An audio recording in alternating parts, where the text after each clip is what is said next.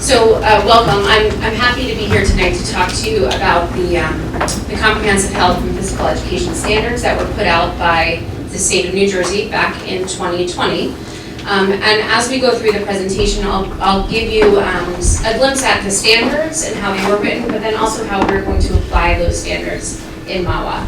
The backboard is for the public so that you have a better view of what we're seeing up here at the board level. At the state board level, they adopted 7 different standards back in 2020. And because the pandemic was happening and all that, they actually extended the approval time for a district's board to approve for 2 years. So we had the ability to write all 7 standards over the last 2 years.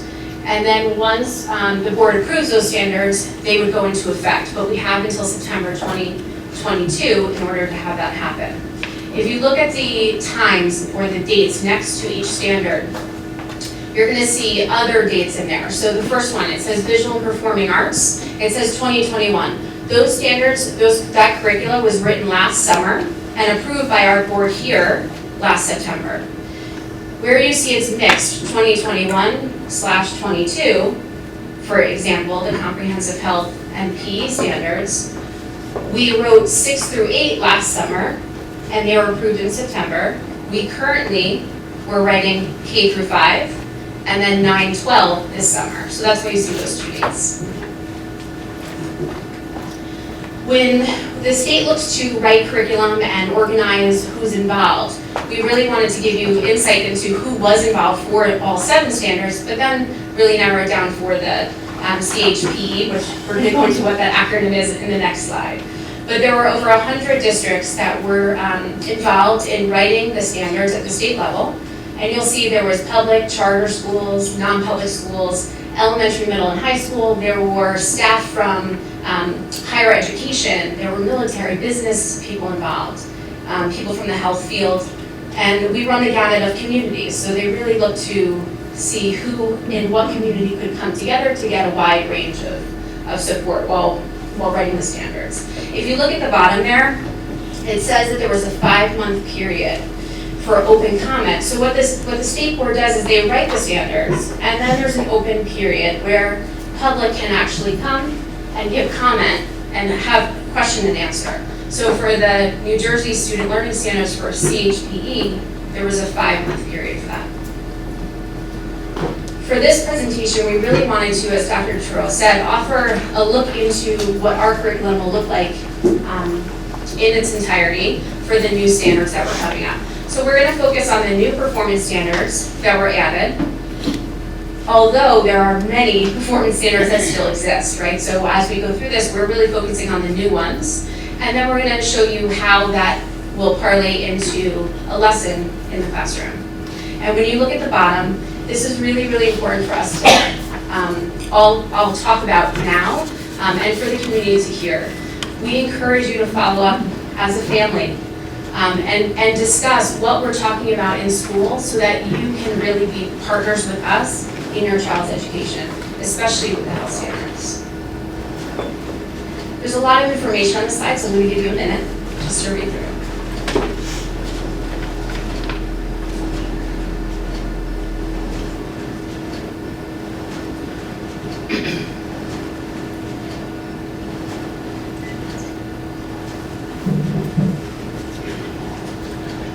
So as you're looking up there, that acronym is pretty long. The state is always known for giving long acronyms. But that stands for New Jersey Student Learning Standards, Comprehensive Health, and PE. So anytime you see CHP, that's what it stands for. These are the state's documented mission and vision. So their mission, when you look through it, they're really looking to build a student's knowledge and skills so that they can pursue a health and wellness life. And they're really looking, if you look on the right side, the vision statements are what the child would come out with once they leave a K-12 experience. So their understanding of mental health awareness or having a lifestyle that's physically active, understanding where they can get resources and how to access them, the influence that media or peers play on their decision making, understanding conflict resolution, looking for ways of advocacy accepting others, and really being respectful. So those are the core tenets to the CHPE standards. When you look at this specific standard setup, I'm going to describe how it's set up just so that we can understand when we go to the next slide what we're all talking about. So here's a standard title. We have that in black at the top. You'll see in the middle of the screen, it says 2.1, personal and mental health, 2.2, physical wellness, and 2.3, safety. That's the standard title. Underneath the standard title, there's disciplinary concepts and core ideas, and that really talks about the overall focus. So those would be almost like unit topics. And then under each concept and core idea, you have what are called performance expectations. This is what the student should be able to do or know by the end of the lesson or the unit. Each performance expectation and core idea, they're split into bands. So when we start to talk about a K through 2 band or a 3 through 5 band, is because the performance expectations can be done at any point in kindergarten, first or second grade. But on our next slides, we're actually going to show you where we're putting the performance standard. So it doesn't mean that every grade level gets the same performance expectation. We split them up, so we'll show you how to do that. So how do we go from standards to an actual Mahwah curriculum? For this in particular, I want to really remind everybody what we talked about in a previous board meeting, where we said standards are what are required to be learned, but the curriculum is how we actually teach it. So that's just a reminder of what we're framing. The standard is what is given to us, and then we sit together and say, how do we teach the standard so that it's developmentally appropriate and age appropriate for our kids? I'm going to give you a few minutes just to look through our steps, and then I'll talk to them.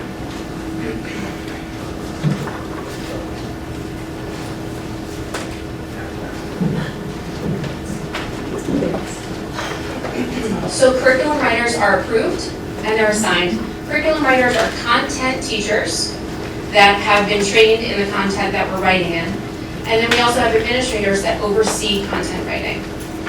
Once that team is established, those teams come together. We talk about the standards, we talk about resources, and we talk about the actual curriculum writing process, what it has to happen by the end of the process.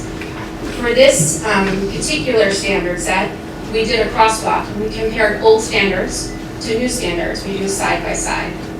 And what that shows us is what of the new standards do we actually already teach? And what of the new standards do we have to layer in? When we were looking at the crosswalk, there were a lot of standards that, although new to the state, we actually already taught. So you'll see that in the next couple slides. So once we find standards that are not taught or have not been taught, what we do is we look at existing lessons and we say, where does it fit logically? Or do we have to create a completely different lesson? So that's what we do. And then once we create that and the outline, that's what the board then approves. Okay. So there's a lot of information that's going to come up on these screens. So before we go through, and actually, not to Mrs. Theodora, don't worry, the presentation's actually going to be posted, so you can see it all, so you don't have to feel like you have to. Yeah, but I can digest it, if I have to wait for you to post it takes a couple days or whatever. No problem. I don't want you to. No, I know you have to post it, keep and I also can't see, so it's a blind thing. No problem. So in this slide, the next 10 slides are going to look exactly like this. On the left-hand side, you're going to see the standard, right, the performance expectation. On the right-hand side, you're going to see the curriculum, or how we're implementing it. You're also going to see some bold words and some words that have normal font. Bold words are words or language that are new to Mahwah and new to the standards. Anything that's in regular font, we have always taught and we will continue to teach. So if you look up for second grade, when you look on the left, those are 3 new performance expectations that the state put out. So it says, list medically accurate names for body parts, including genitals. We have always talked about the body parts in second grade. We have always talked about self-care and hygiene and taking care of our bodies. This year, we will add the word, instead of private areas, because that's how we dictated them before or noted them before, we're going to use the word genitals. This gives children the ability, when they're talking about their bodies to their parents or to a doctor, to identify what is either hurting or what maybe they have a question about. When you go on to the next couple, it says define reproduction, and then talk about offspring. We actually always do this in our science lessons when we talk about nonfiction and animals and the life cycle. So we've always had these conversations. We never actually have them in health though. So this will be a new lesson for our second graders. And we're going to talk about the definition of reproduction being making more of or another. And the teachers will use nonfiction stories to show pictures of animals and what they do and how do they care for their offspring. And that discussion will help us talk with young children about what reproduction is, and that humans and animals, they can all reproduce, and how do they care for their young once they do that. We're not showing them how to reproduce, so just so we're clear. Okay, in second grade, this is an extension of the performance expectations again in second grade. At the top, you'll see two that are bolded. These are new for Mahwah and new to the standards of the state standards. And then everything listed underneath that is in regular font, again, those are new to the state, but not new to Mahwah. We've always taught about respect and personal boundaries and things like that. So if you look on the left, when we're talking about discussing the range of ways people express their gender and their gender role stereotypes, on the right, where you see the yellow, that is the actual lesson. So when we're looking at, when we're looking at social emotional health, we always talk about respecting others and how we deal with conflict, or how we tell people that what our likes and our dislikes are. So this is a very common conversation that we have with second graders. This extension of conversation will happen when we're talking about stereotypes. So we want students to understand as they grow that just because they're a male or just because they're a female doesn't mean it's going to keep them from being a doctor or playing a certain instrument. So this is how our teachers will use stereotypes to talk about who they are as a person. Our teachers will say something like the quote posted there. It does not matter if you're a boy or a girl, you can like different things, and you don't have to like what your friend likes. Who you are should not stop you from following your interests. Because the base of this performance expectation is to not have children think that just because they're a female, they could never be a doctor, right? They cannot grow up and do what they want to do. When you're looking at personal safety on the right, we have always talked about personal boundaries, showing respect to others, identifying who to go to if a child felt unsafe. There is, if you look at the fourth standard down, identify behaviors that would be considered child abuse. When we're talking about child abuse, what we're doing is we're talking about all the ways to interact in a good way, in a civil way. How do you talk to others? How do you respect others? And we always say, nobody should be yelling or hitting or screaming or touching each other. We don't want to have our personal boundaries broached by somebody else. So the kids understand by using those words what child abuse is, but we don't say the words child abuse. In 5th grade, there's a lot on this page, so bear with me. A lot of the expectations for 5th grade actually fit within our lessons that we do on puberty. So when you look at the top, there are 4 different performance expectations that are new to Mahwah and new to the state. And then again, underneath, those are all new to the state, but not new to Mahwah. So when we talk about, on the left, the range of ways pregnancy can occur, gender role stereotypes again, sexual orientation or gender identity, relationships between sexual intercourse and human reproduction, those are those new ones. We've always talked about roles of hormones and what they play in puberty.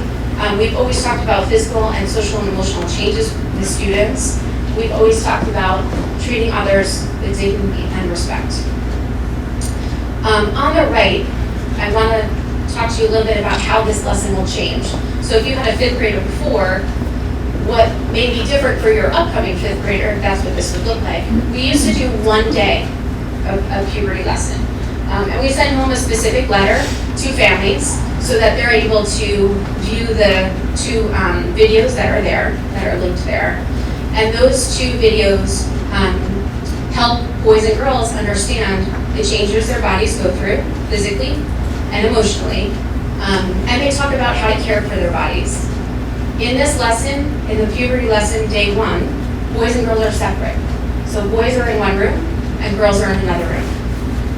We're going to do a second day of that lesson, so an extension, where girls and boys will be together, and that will be that number 3, when we're talking about relationships, bullying, and health. So when we're looking at the extension of the lesson, we really look at it from the piece of emotionally, you were going through a lot of changes, and you're going to start to feel different ways about yourself and others. So we linked it to relationships and then respecting all. In that lesson, we will talk about understanding you, yourself, and others. And then also talking about an extension of what we talked about with second graders on gender stereotypes. When we talk about these things, we're talking about respecting others. We're talking about understanding who you are and being able to understand the value and worth of those around you. If you look on the bottom, I'll give you some time. But the gender identity definition is there, and the sexual orientation definition is there.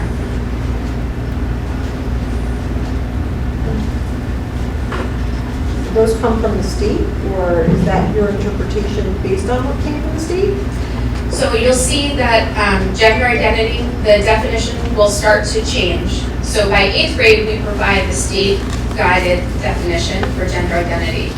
At this level, we've defined it for a 5th grader, right? So somebody who's in 5th grade, how are they going to understand what gender identity is?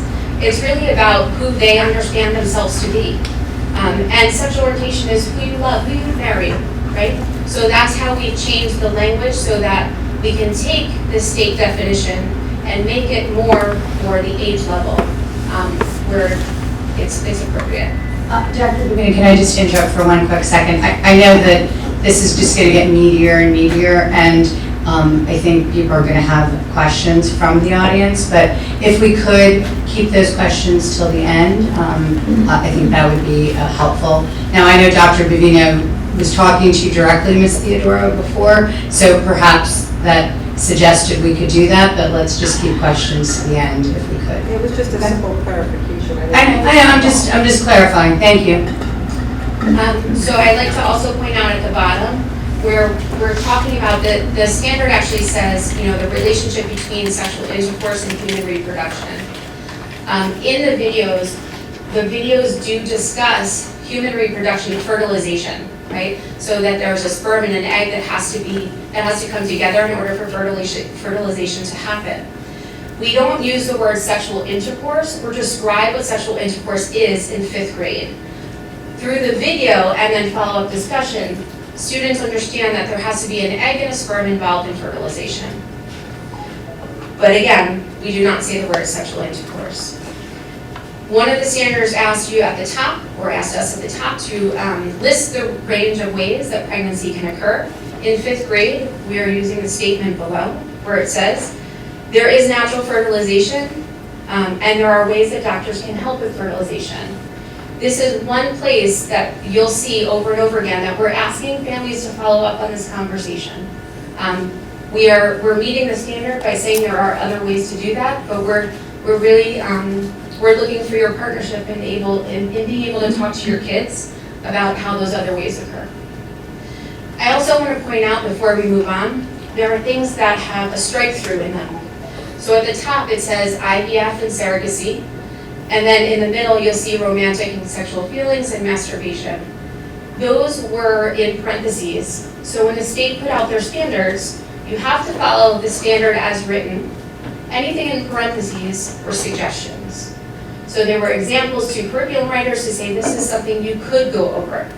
It is not a mandate that we have to go over it.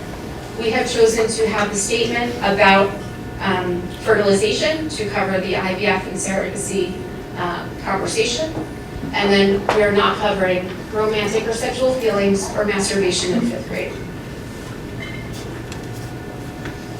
In 6th grade, we're getting into the next band. So you have a 6th through 8th band. We have pulled these 3 performance expectations out to be put into 6th grade because they actually fit with what we have always done.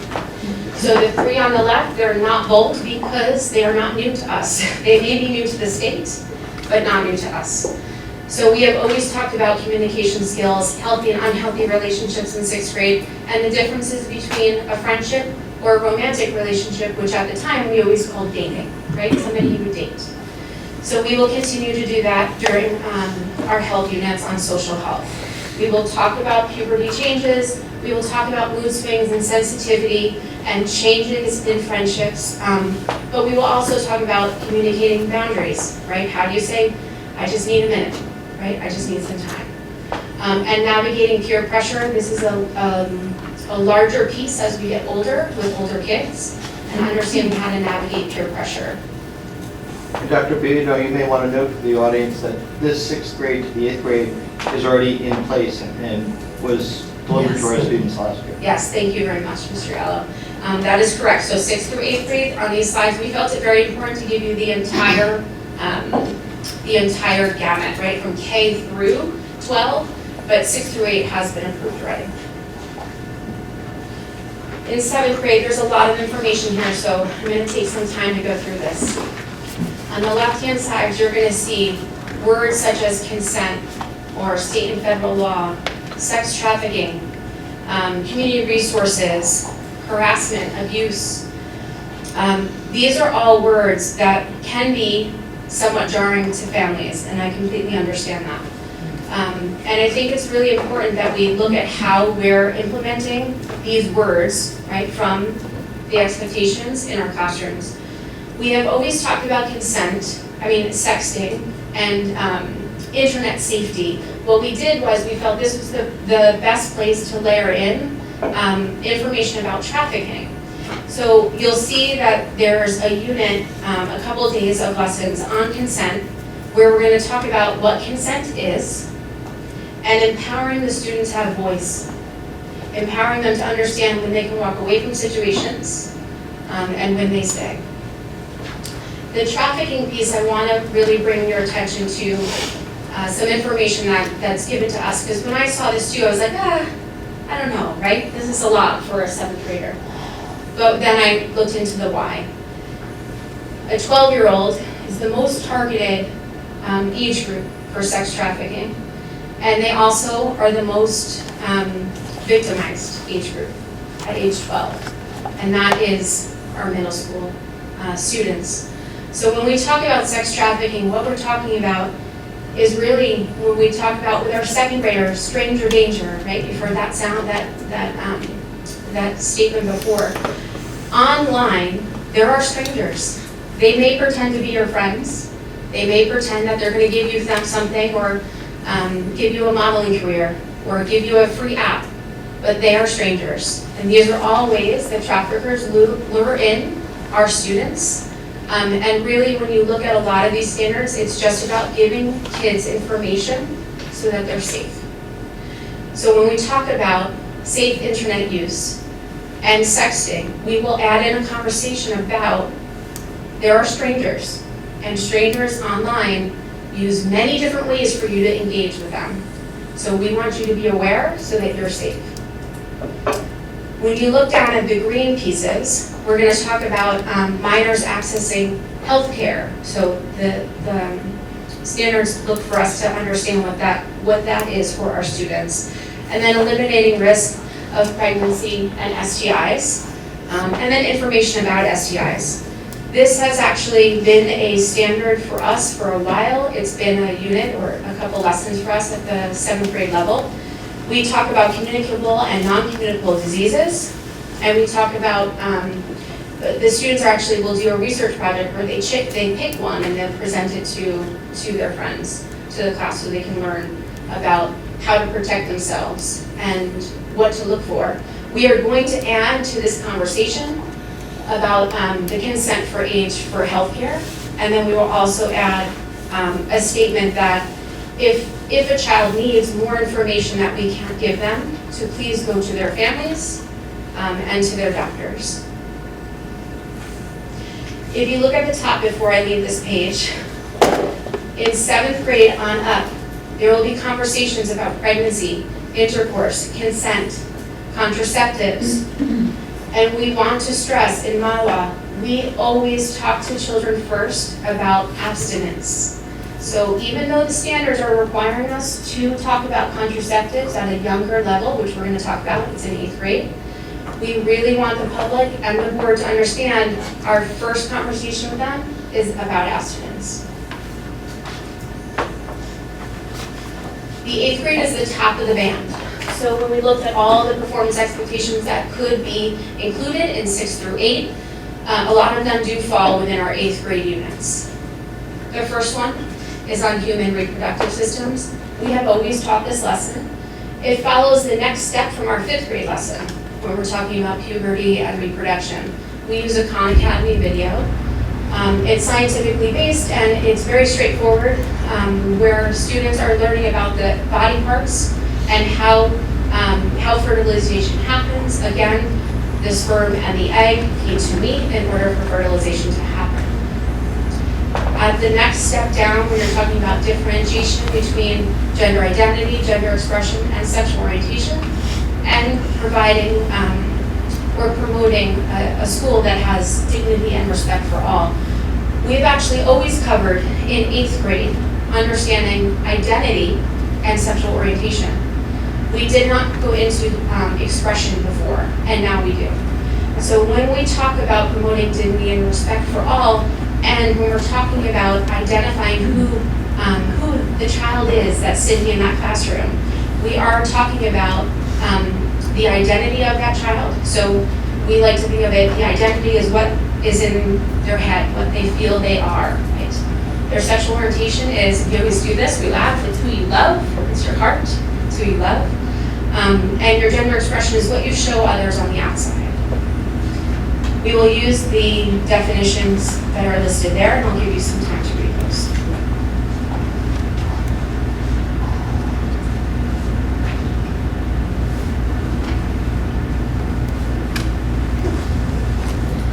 This lesson is a one-day lesson, and it ends with a reflection of how do we support each other.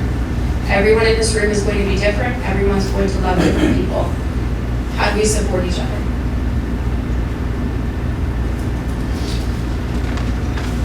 This is pretty toothy, this slide, so I'm going to take you through this as well. A lot of this is bold, if you can see on the left-hand side. It is not new, the conversation is not new to Mahwah, but it is new to Mahwah at this level.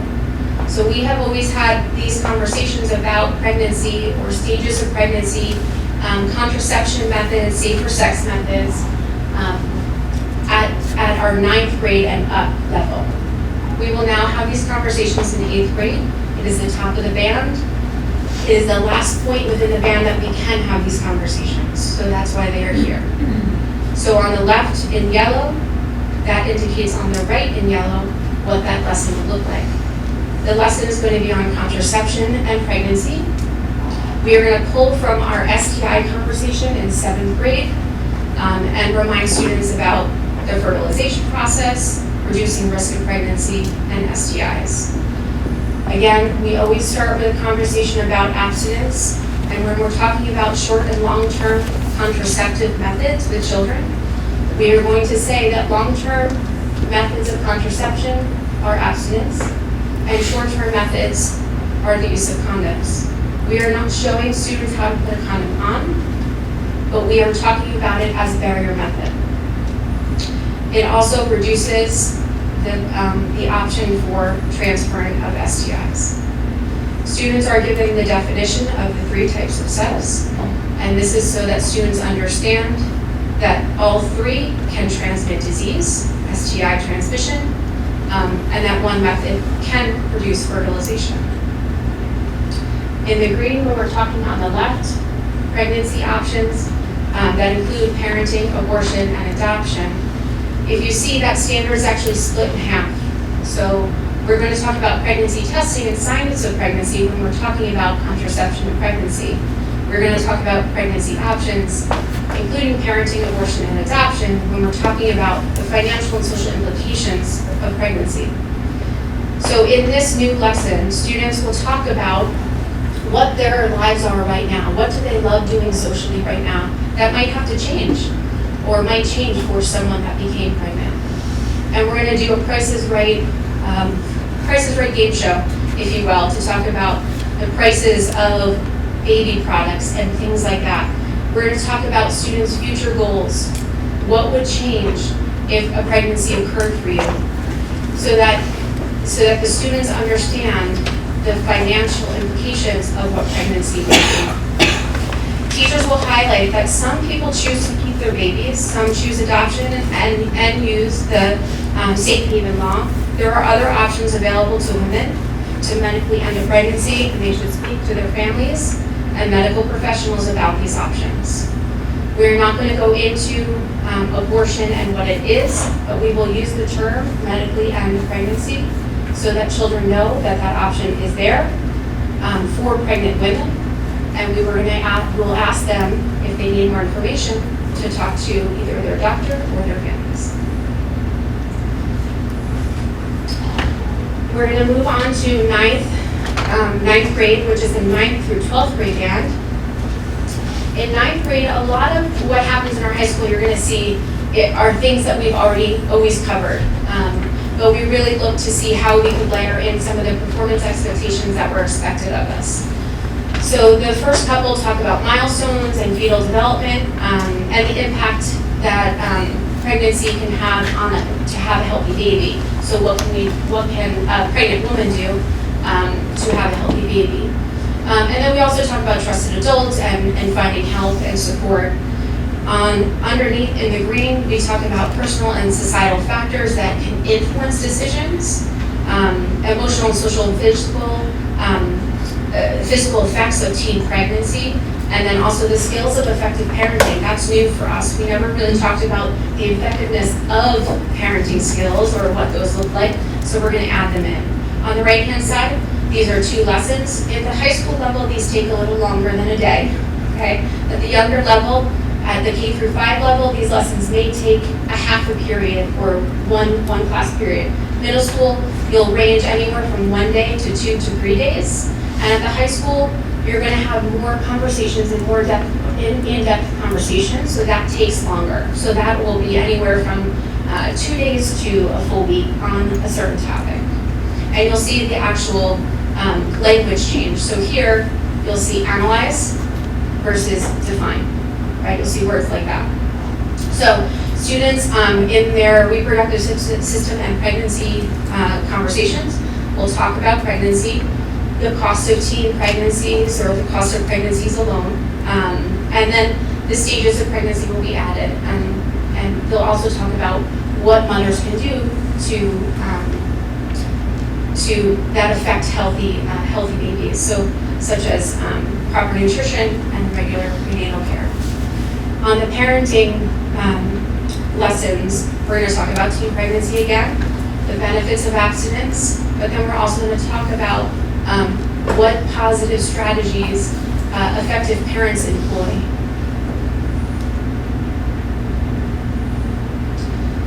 This is, again, all standards that we've covered before. So although new to the standards as they're written currently, they're not new to Mahwah.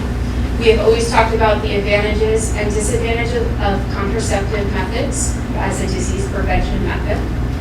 We've always talked about reducing risk of STIs, and we've always provided medically accurate sources of information. So at the 9th grade level, we go more into contraceptives than we did at the 8th grade level.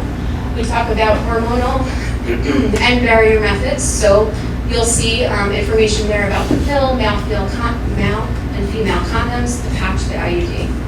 Students also talk about STIs, signs and symptoms, and then also if for any reason they would need help outside of their family members or their teachers, we do give them resources within Bergen County that they can go to. Okay, and this again, you'll see the only new piece is that top one. So when we're talking about traffickers and exploiting our youth, everything else on this screen are things that we've talked about before. So we talk about social media safety, we talk about the influences of peers and social media and family on expressing one's gender, sexual orientation, and identity.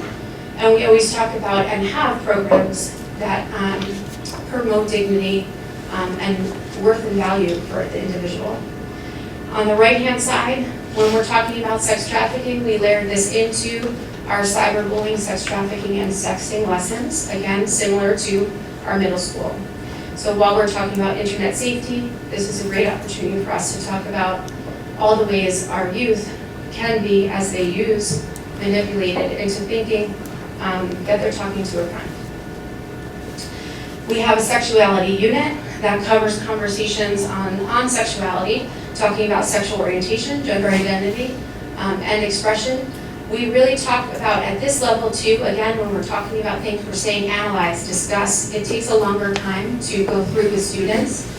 Students are given the opportunity to really explore and understand the differences that homosexuals and heterosexuals face in life, and they get to talk about that. And this is the last slide that has to do with standards. So at 11th and 12th grade, at the high school, our 11th and 12th graders are in the same health class. So when you see 11th/12th, it's because students can have mixed grade levels within the same health class. And what we do is we do a 2-year rotation. So year A and year B, you'll have year A, all 11th and 12th graders get this year, let's say. Next year they would get year B, okay? So this is going to be added to our relationship unit when we're talking about the human sexual response cycle, and then consent laws. We're talking about violence in this unit. We're talking about respecting boundaries, types of abuse, and personal and societal factors that keep someone from leaving a relationship of abuse. All of these have been covered prior in our 11th and 12th grade units. The only added piece was the human sexual response cycle.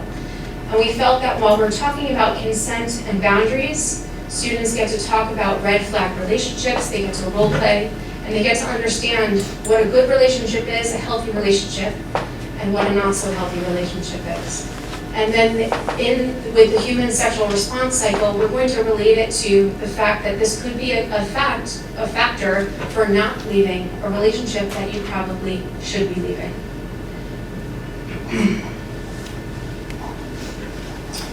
So that's a lot of information from one person, but there's a lot of teachers that actually have to go off and teach it. So how do we do that? How do we make sure that what we just talked about happens in the classrooms? So in Mahwah, we have turnkey opportunities where our writers will turnkey to the rest of the group. So even though 1 or 2 teachers at different levels have written curriculum with their administrators, not all of those teachers have sat on the curriculum writing process.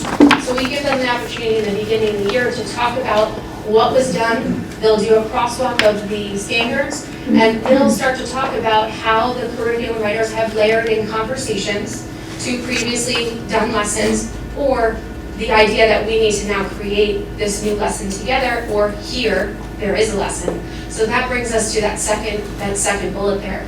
Our teachers will take time to create universal presentations on highly sensitive topics. Normally we do not do this.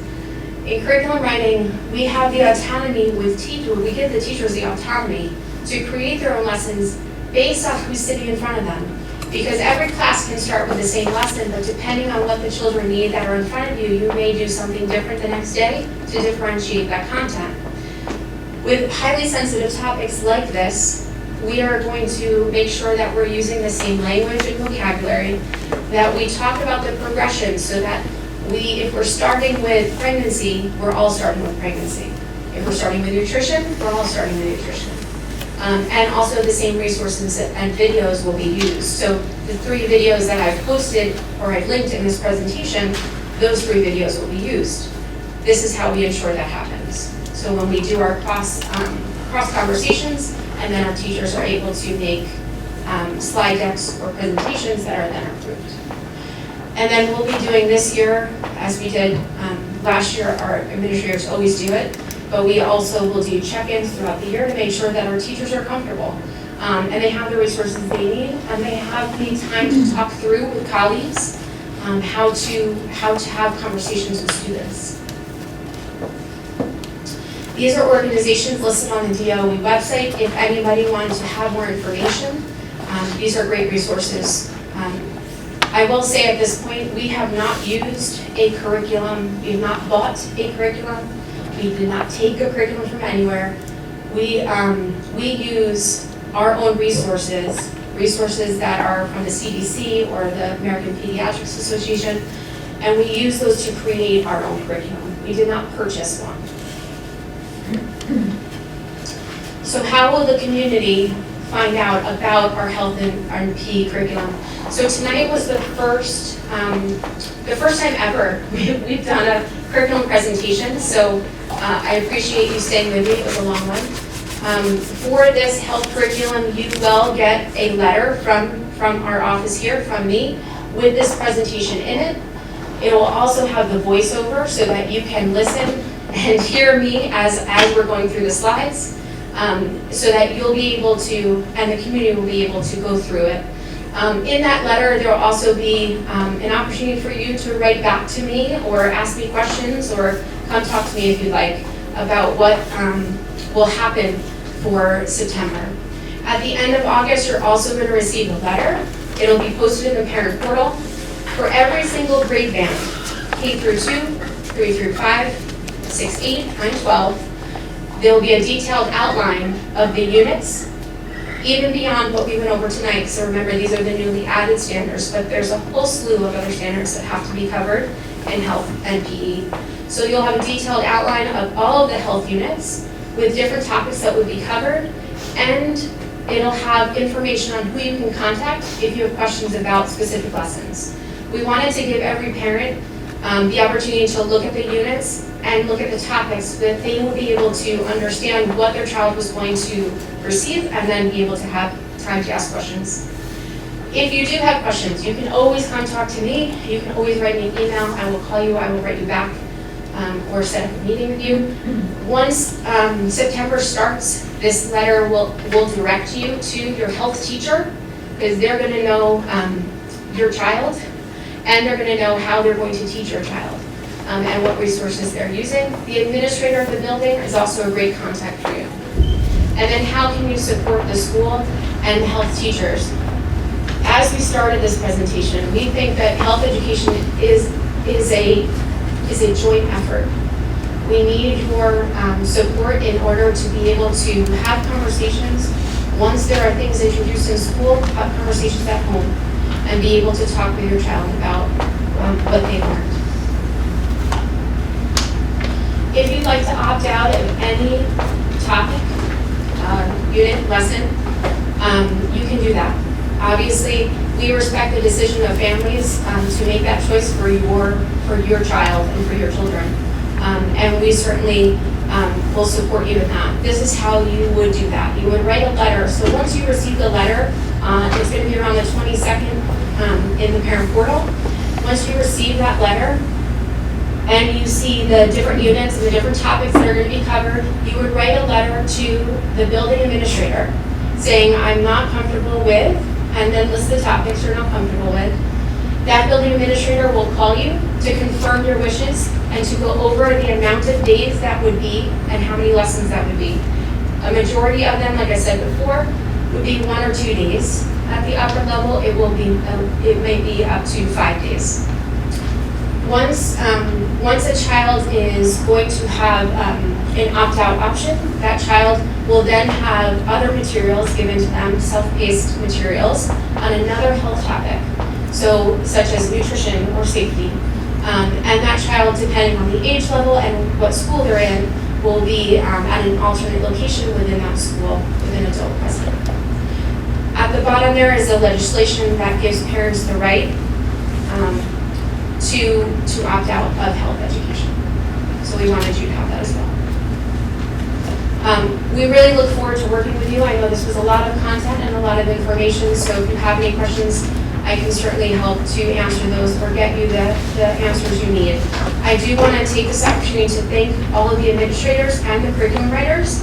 They were fabulous through this entire process and met with me many, many times to deliberate over how we were going to make this Mahwah. So I appreciate the time, and if you have any questions. Thank you, Dr. Vivino.